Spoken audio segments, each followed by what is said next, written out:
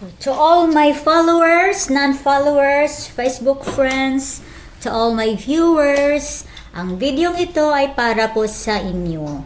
Sa mga mahilig mag-tour, sa mga mahilig gumala, at sa mga hindi rin mahilig gumala, sa mga malalapit at sa mga malalayo na gustong pumunta sa lugar na ito, it's your chance na magkakaroon ng idea na makikita itong lugar na ito, at the more na makikita nyo ang video ito, the more na gusto nyong pumunta sa lugar na ito na tinatawag na Heaven's View Resort, na matatagpuan ito sa Purok Neptune, Sitio Balutakay, Barangay Managa, Bansangan, Davao del Sur, Philippines. So kung makikita nyo guys, napakaganda ang view, di ba? For me, is maganda na tong video na to. For me, ha? For me lang yon.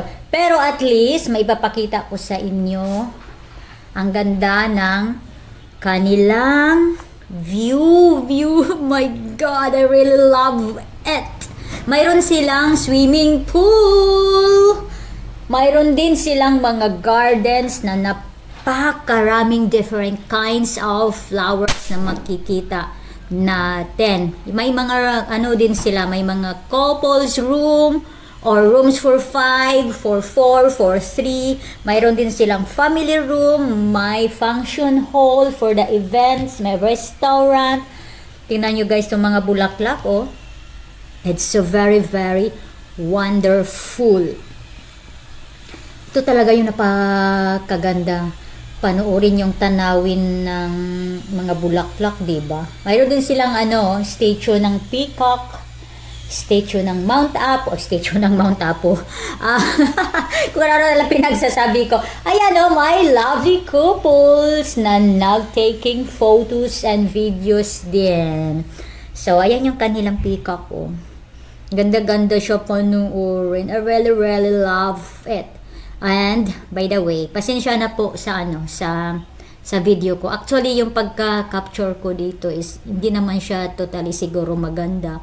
But I'm really amazed sa view dito, guys. Lalo na yung kanilang mga gumamila flowers and rose flowers and etc. Mayroon din silang cable cycling, ayan. And besides that, mayroon din silang zip line. O, diba?